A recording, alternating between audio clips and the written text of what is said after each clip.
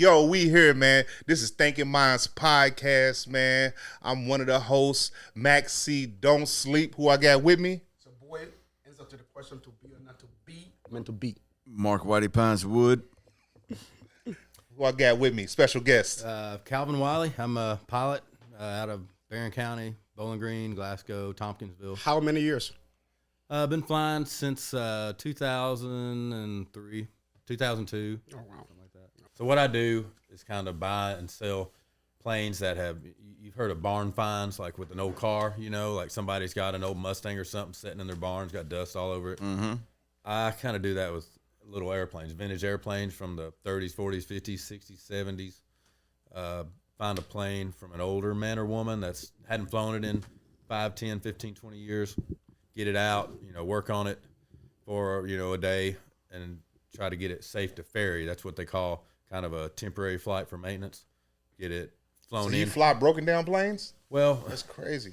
some, you know, You are the best guy to talk to, bro. Literally. but Yeah. it's, yeah, get a plane that's been idle for a It's while, plane go crashes. through it, get it back here, either Bowling Green or Tompkinsville, and me and my mechanic will go through it, service it all up, get some parts for it. What got you into this? Like, It's I graduated high school, Barron County, in 2003, and I started flying with a buddy, a guy named Kiffin Jones. He was my dad's age back home, but he'd been a pilot for years, and I got to flying with him. And he also he did old Corvettes. He would buy, you know, Corvettes that were maybe setting or, you know, just needed a little TLC or a good cleaning, and flip them. You know, he'd come clean them up, sell them.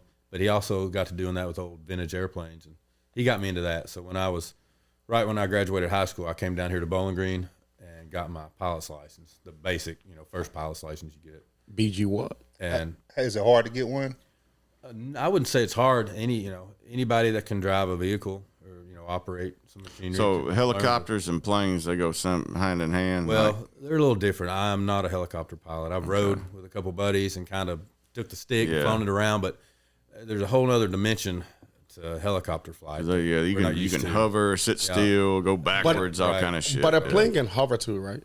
Well, if you got a headwind, if you have the right amount of wind, like the little planes that I fly, once you get up to, you know, 50 mile an hour or so, you've got enough, you know, lift, enough wind, enough lift to fly.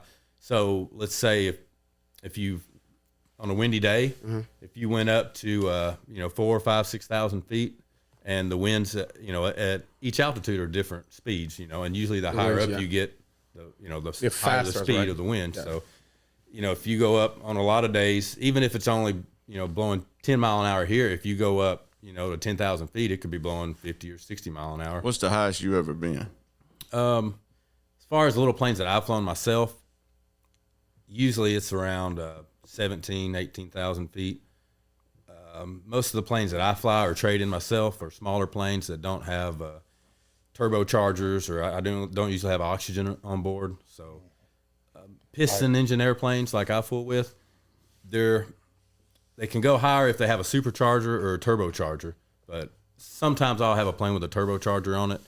I've never had a plane with a supercharger, but a lot of old military planes had superchargers. Are there some cars that have superchargers? You have cars that have superchargers. Oh yeah, I mean, you I can just do just like want a to know car. the My P. truck What got in, one. oh, okay. Yeah, just like a car or truck, you can turbocharge or supercharge it. But with an airplane, it's a little different where it's kind of turbo normalized, so they kind of match the atmospheric pressure to a lower elevation where the engine will perform good. But it doesn't. We're not supercharging or turbocharging really a lot of pressure on the engine, kind of like you would do for a car for high performance to race it or whatever. So if an airplane has a turbocharger on it at these low altitudes, you know, Florida or even Kentucky here, flying down low, you don't get a real horsepower advantage. But where it helps is if you go up to the Rocky Mountains or something, and once you get up there to a high density altitude, that's what they refer to as where you know, the higher the elevation you get, especially on a hot day too, that makes density altitude higher. Your plane's going to perform worse and worse. The higher you get, or the hotter the day is, the more moisture is in the air. Really? Yeah, so you got to be careful about that, because if you fly a little plane here in Florida or Bowling Green, it's going to perform one way. If you're up at an airport up in the Rocky Mountains and taking off from a 7,000 foot airport on a hot day, it's going to perform not near as well. So That's wild. you said you farm too, right? Mm-hmm. Yep. So what's up with the I know you've heard of chemtrails. Yep. Like what are we seeing up there? I'm not an expert in anything. I told you all that before I came, so jets, mostly jet engines or turbofan engines, they make there's it's contrails. Really, it's condensation.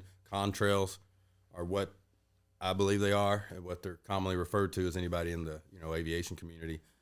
The vapors, the moisture vapors convert into ice crystals, and you have all these ice crystals, and condensation up there that make all those streaks across the sky.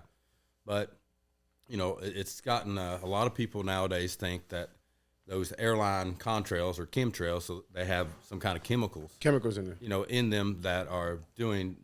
There's a couple different things here. So there's like cloud seeding. I've seen that's totally a real thing that they've done for 30, 40 years. Yeah. Did that start with HARP, or and I don't want to digress, but did it start with HARP? You know about HARP? I don't know. I've heard of it. I feel like once the U.S. military bought HARP is when we started seeing and hearing about all this stuff, right? Yeah. Well, I know, it's a hot topic right now. So Kentucky, Tennessee, 15 states have now passed legislation to ban geoengineering, which That's what I'm on, the geoengineeringwatch.org, and they show you a map of where weather modification is happening, where farming is happening, where government projects are happening, all that type of stuff in real time. I'm getting on here now, and it looked like they just changed the website up since yesterday. But it has like geoengineering answers to the most community asked questions. Like they're starting to change it a little bit. Back to the chemtrail thing, right? All right, so like you said, it's leaving like ice crystals up there, right? Yeah, the contrails or it's condensation. What's that for? The engines make at that high altitude and the temperatures, the So, cold temperatures. So condensation turns into ice crystals. So it's the different altitude. Is what causes it? It's the temperature, the gas. moisture, and But the it's temperature. not from the plane. It's not. It's not like anything from the fuels or anything the plane's burning. Really? Or emitting, really, like as far as mechanically. Like But- nothing that they're carrying. Like they're not carrying that's something in. That's what my belief. I like to say, there a lot of conspiracies end up being true, but there's a lot of public interest in this right now. They think geoengineering. Now that's a little different than just contrails. Geoengineering is in the theory where you're putting aerosols in the atmosphere, the stratosphere, to reflect, the solar rays and the solar radiation and things. And they want to do that to combat global warming.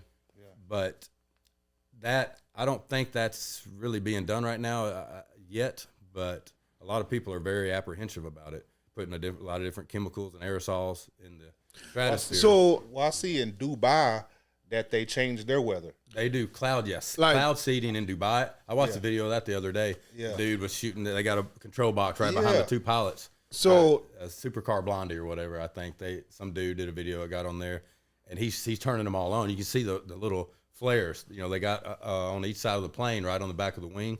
I've seen these before up close. Some universities, have planes like this. I've seen one in Bowling Green that was. I don't know if it was doing anything around here or just stopping in at the airport. But a lot of medium-sized planes, light twin-engine aircraft, have all these little bitty pods, these flare pods on the back, and that's silver iodide, and they're spraying that to try to kind of accumulate moisture in clouds and make them heavy and make it rain. And I guess a lot of places they've done that out west, California, Nevada, places like that for years and years, and now they're doing it big in Like Saudi Dubai has Arabia, mastered it. Dubai. Like like they can make it But rain. it has some effects. That's silver iodide, and the scientists say it's harmless to plants, animals, humans. But now I did see somebody that a friend of mine that lived in California has recently moved to Texas. Well, no. Do you believe that? Do you believe it's not harmful? You grew up on a farm. You know what iodide does, right? Yeah, but silver iodide, in flares in the upper atmosphere, I don't I don't know. I'm not a scientist. I don't know if that's really, No, but okay, because what you're saying is in the atmosphere, you might not know, but the question that he asks is it harmful on the close, is it? Because if it is, then the question that is, how much harm is it causing in such a space? That's a different question than saying it, because if it's harmful at all to something as small as a plant. Yeah, I can't answer. Really, how long will it take to cause a harm? Oh yeah, I mean, then become the question. I know there's things, that compound over years, and then people have more problems with autism, with things. Yeah. Yes. And like the sample size is so small, really. Like we don't know what the effects is going to have 50 years from now. So right? okay, but there's something I want to kind of talk about that I feel like it's a disguise that. So we talking about the chemtrail, and you said that y'all called it first contrail. A contrail, the right? aviation term. But the chemtrail, which became the government conspiracy, right? Yeah. Are the government using what happened with the contrail to then create a chemtrail? Because at first it is natural and it's happening, but then like things that cloud seeding and stuff is a thing. And so then they are using a natural phenomenon and it happens between the plane and the altitude, right?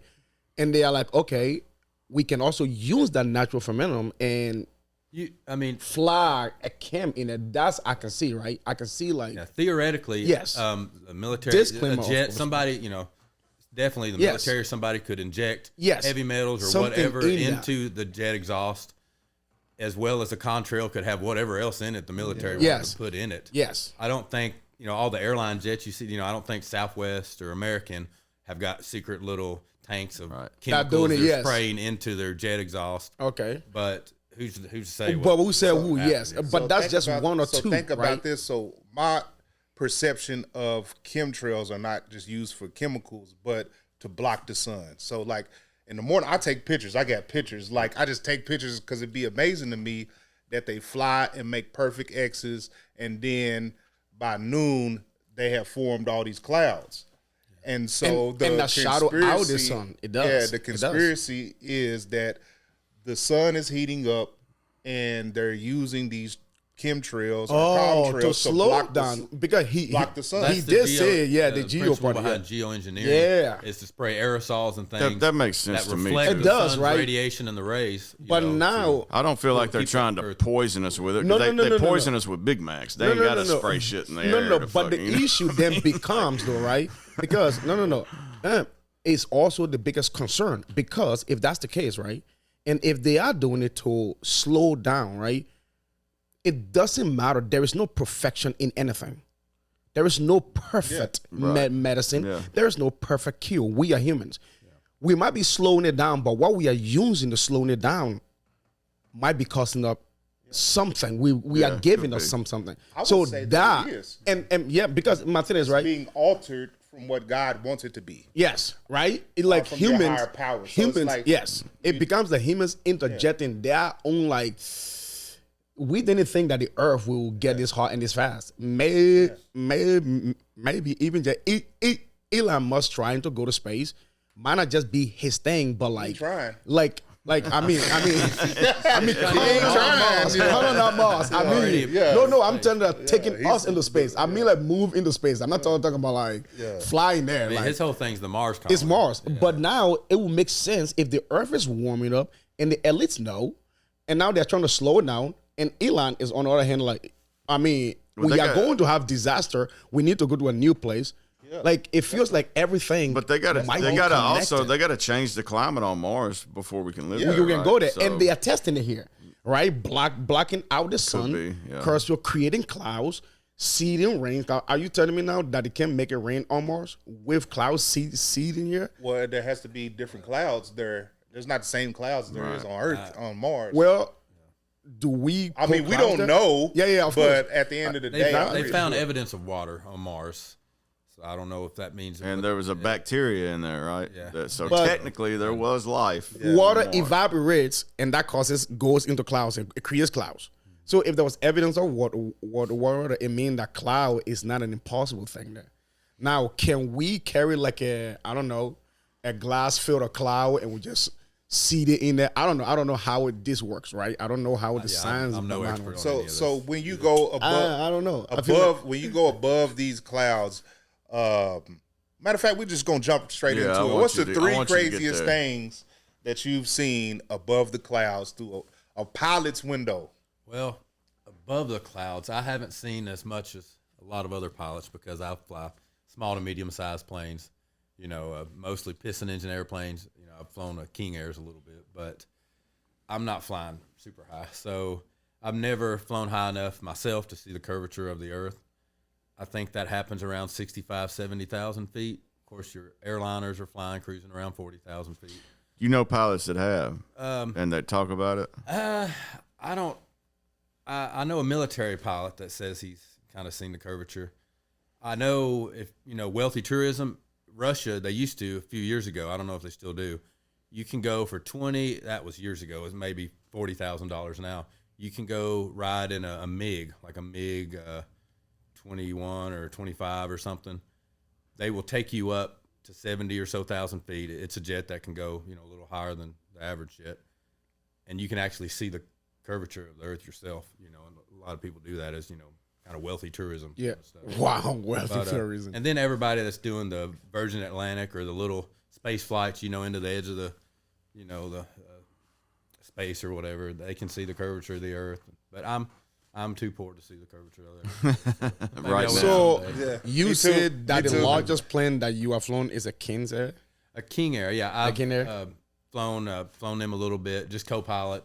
Back in the day, I flew with the buddy. Well, the guy that got me into flying, Kiffin Jones, he flew a King Air 90 for Cozairs Children's Hospital, and I would go with him on a few trips just to ride along. You can fly it he can fly it by himself. He don't need a co-pilot, but I would just ride along. We'd go with a nurse, and then we had like an incubator on wheels, and we'd go pick up premature babies. Why's that incubator?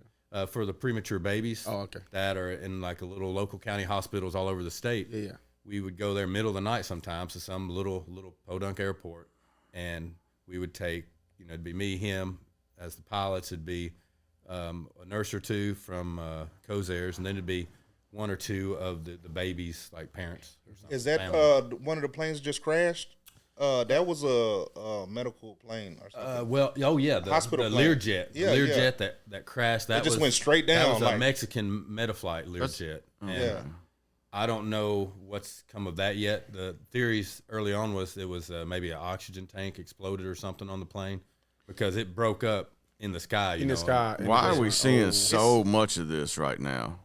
Like planes crashing. I know of course, you know, the CRJ and the Black Hawk crash, the midair. Yeah, that's wild. In DC, that's the first though major airline crash since 2009 or something. So, but every day a plane crashes, small, medium, large, or goes missing. But it makes the news. Of course, a lot of us pilots follow Facebook pages and things, and we see every day, you know, like, oh, such and such plane. I think in Atlanta yesterday, around Georgia, a plane, a PC-12 That makes crashed. sense. So y'all see more of it than we do because y'all are following along. We're on all the groups. I follow actually an aviation accident site on Facebook, and it tells, you know, all the crashes and then it's the theories behind it. And I listen to people that are a lot more smarter than I am. Is there more crashes happening now, or are we just hearing about it more? I think you just are hearing about it more. Wonder why that is. Social media. Politics. It is. It's could political. be. I mean, recently we've had a whole political side to it. It's just a politics thing. Of course, the mid-air collision, I think, was the helicopter's fault. They were the military. There were two different routes there. This plane, the CRJ, the airline flight, was on a short final to land on the runway, and then there's that military helicopter route underneath. But this doesn't make sense, boss. Right. They are both perfectly Well, the straight. helicopter was above his. That's supposed to have been a 200-footer below route for the helicopter. That Army helicopter route that's shooting across there, they were supposed to be, from my understanding, it has a max ceiling of 200 feet. So you're supposed to be, you know, 100, 200 feet, somewhere in there. Still, though, that seems low, right too, under right? an active, you know, short final on a real busy runway like that. Yeah, runway. Even if there's just 100-foot separation, that still seems like not much. I think after this accident, they're going to change that helicopter Well, they had just flight route and everything. They had just released a video on that. Was it Black Hawk? They had just released a video like a couple months ago about, I guess, AI technology in them that they controlled by remotes. You can control them from the ground, all that type of stuff. Yeah, so like they're transitioning to flying some traditional helicopters and military aircraft without people. Yeah. But I don't think AI had anything to do with. Now this helicopter does have a couple things on it. They say that maybe ADS-B on the helicopter was turned off. That's something that a lot of planes have now. ADS-B is something they made a rule, I don't know, maybe in 2020, 2021, where to get in certain airspaces, every plane's had a transponder, for years. But there's a new thing that's a little better than a transponder. ADS-B is you can put it, little planes like I fly, you can put a tail beacon or a wingtip beacon on. Just a little bitty device you put on your tail or on your wingtip, and that sends out a signal to control towers or to other aircraft that have ADS-B in. We can see each other a lot better than just a traditional old transponder. Yeah. And supposedly that helicopter wasn't using theirs. But at low altitudes, ADS-B doesn't work a lot either because it's satellite. Let me ask you this for the people sitting at home that don't know all this shit. Like, could they not see what was about to happen and try to? That's sidewalk. So now they're saying that the helicopter may have not heard the ATCs. They were telling the helicopter to go behind the CRJ, and the helicopter they stepped over the tower. Stepping on in radio airplane talk means somebody is pushing. Only one person can talk at a time. Back and forth. Yeah, back and forth. And if you push push to talk, and somebody else is talking, you're going to get cut off. So they think the helicopter number one didn't have the ADS-B on. Number two, it was actually at 300 and some feet instead of 200 or below. Two conspirators. Two. Number three, it was stepping. Yeah, it was stepped on. Yeah. That's what I was going. Stepping is little stepped on, so they didn't hear you go behind. But that's wild. Earlier I'd heard that the helicopter acknowledged, the CRJ in sight or the airplane in sight, but people were saying, well, they were looking at another aircraft because there was another aircraft taking off from that airport. So if you're a pilot, who do you listen to in that situation? If you're seeing some shit's about to go down up there and you need to do this, but you have somebody down there telling you what you need to do. The helicopter also, they said, had night vision goggles on. I've not used those, but people say in an urban environment like that with lights everywhere, it's a mess. It's a lot of lights. It's a mess. There's bright lights. It's amplifying everything, So, and if the helicopter crew thought they had the plane in sight, but they had another plane in sight, they were kind of going this way. The other plane was kind of going this way. There's a possibility just a perfect storm of just. But there is a possibility it could have been hacked too. Because my thing is y'all. This was not like we are talking about a perfect collision. Yeah, of a government. Like, I'm not talking about like it was off a bit. We are talking about mouth to mouth collusion of the thing. High technology. Like, yes, it was like old ass planes. It was kind of at two different angles intersecting. Not straight head on. It's kind of in an angle off the side where, of course, now the airline pilots, they were cleared to land on short final for a runway, so they're adjusting everything, and the towers told them they are clear to land. So that means the tower's telling them that they're safe and they're good to land. So in that situation, those pilots are not looking all around. Just like scanning. No. At that point, it's right there. It's time to runway. Make sure you get that point. Power settings. They're zoned right in. And then for this helicopter to come over off the side of them, if they would have been, scanning. So it's more, it's more on the helicopter than it is of course, the plane, because right? It's definitely the helicopter's because fault. one of the thing I wanted to I think about is in that situation. Let's just say Maxie and I about to collab into each other, right? As someone with my body type, right? I should be the one to be able to try to maneuver in myself, right? Like wiggle myself, like try to like. With your body type, what you trying to say? No, like you're packing groceries. What's your body? You're packing groceries to get to the car, and I'm hungry. And I'm hungry, and I'm going to go eat. I should try my best. Like even like a video game, you gotta play a video game. Like one is a driving stick and one is a control stick. Yeah. Right? And a Black Hawk. Black Hawk. A Black Hawk. And you see movies. You see, I don't care what anybody says. Like freaking. That helicopter didn't waver. Well, it didn't do anything like, oh shoot, like because if you're saying it didn't see it till the end, like that, you have to be blind like completely. In every crashes, there is one like that's a screw before you hit. Well, I think they saw each other, like a split second. How much, right as far as the pilots go, the helicopter pilots, how much experience did that pilot have? I don't know his name. Do you know that? Helicopter pilots? No. So the one that crashed, I'm saying, like, do we know who the pilots were and how experienced they were? A male and female pilot on the helicopter, right? And they were both somewhat experienced. They were on night recurrent training. I don't like someone. So they were in training. They were or they were just kind of like going through the retraining for night procedures, which I guess they do a lot of that right through there. They're flying at 1 to 200 feet on those corridors with their night vision goggles on, doing night ops, night training. And I think both of them were moderately experienced. 500 hours of flying experience. You got to, because this is and the one who was in command had 1,000 hours. What type? Who was on? Hold on. Explain those. What is that? Okay, well, into a pilot time. So they're not gonna let an amateur. 85 people have died. No, it's my bad. It says it's worth $5.9 million.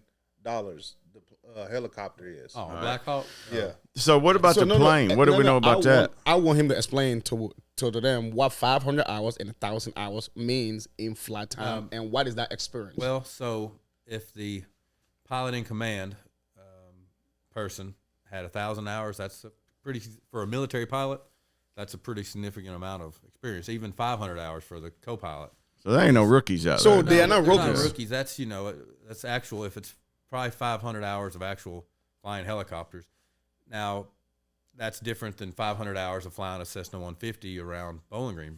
Yeah, I'm assuming the military's training them pretty well, and they're pretty well versed, but still they messed up. So. Yeah, but that's how the much point. You're not going to amateur. You're not going to put an amateur Chopper in a cost. $5.9 million.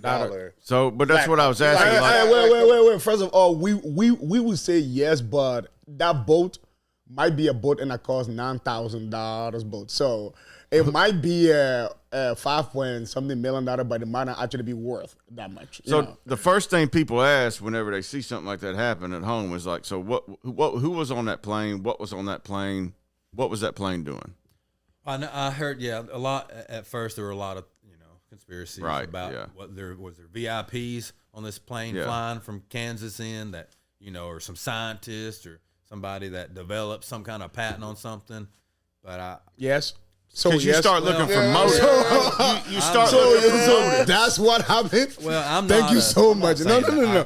I believe it's just a tragedy. Okay, you do, and that's cool. But you start people start looking for motives. Messed up shit that's happened. Yeah, by our government or whoever over the years. But naturally, people start looking for motives because the people that want it. Some people want everything to be a conspiracy. Yeah. I'm the type of dude. I'm 50. I'm on the fence about it. Shit happens. You know what I'm saying? Sometimes shit's meant to happen. You know what I mean? Yeah. So like I'm on the fence with that. Yep. So every time I see something, I just try to remain unbiased about it and take it as it comes. I would say they're going to change that whole procedure there. That Army helicopter route that's right there off the end of that runway. I would change some policies. This is one thing I have. I don't know if we should get in this yet, but there's one thing I have a legitimate question about. Because there will be a future which we have flying cars, right? Mm-hmm. And they're already it's already there, right? My thing that is right, I always talked about is like, why are we flying cars? I don't know if it's faster. I guess it is. It get us there fast. But because my issue with flying cars is this: we already have air traffic, and I don't understand this. I hope we don't have flying cars. No, I don't. Wait. Yes, right. Yes, layers, right? Why? Why do we have air traffic? I want you to explain why air traffic. Why does planes fly in a specific route? Why do they fly a specific line? Because you are saying that Black Hawk helicopter was in the same flight. They were very close to intersecting routes where the helicopters On the going same. across, this way, and then the Yes. airplane's coming in final this way. Yes. And even 100-foot separation seems like. I mean, there's not roads up there. Explain, but no, explain why we have air traffic. Well, there's like air routes are, if you're flying instrument, IFR they call it, instrument flight rules. There's all these vectors, that airways that you get on.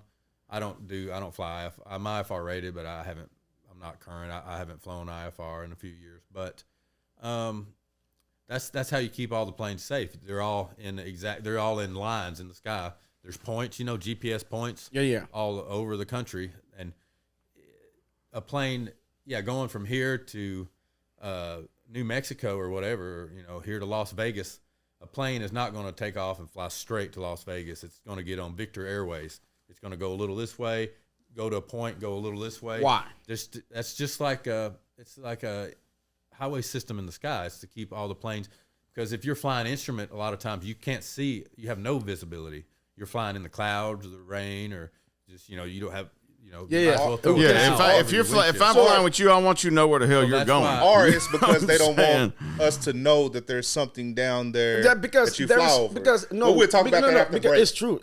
Right? Because the reason why I ask this, right? If I got from my house, if I have a flying car and I went from my house going to a store, I shouldn't have to. Well, I should not have to go. You don't have to. So I don't have to. In little planes, VFR, visually, I can leave, my house. I've got an airstrip on the farm. That's where I keep, a plane of mine sometimes. I can leave my farm and fly to California. And if I stay out of other airspaces, like I stay out of Louisville's airspace, Nashville's airspace, I can fly just like I'm getting in my car and driving to California. I can do whatever I want. But but now if you're flying instrument flight rules, you have to be in the weather and stuff. You have to be on all these points to keep other planes. Kind of like an see. interstate. You can't see outside. Like an interstate. That's what I'm saying. or Like when I hear about flying cars, there's people that can't even operate in the roundabout down here. Well, Let's not go to flying cars Well, just yet. the You know flying what I'm cars saying? are basically going to be drones that are flying themselves. Yeah. It's going to be the self-flying. taxis, they're going to do air taxis in cities, supposedly, where you get 3 or 4 people in a little drone with the rotors. The Cadillacs. You're going to zip here and there to pads, landing pads, and that'll all the passengers won't do. It'll be like you won't have a pilot, or you may have somebody that has kind of basic controls, but the drone can fly itself. Sure. So Okay. So we're going to take a quick break, man. Think of Mindz podcast, man. We'll be back. Make sure y'all tap in on the second part. Let's go.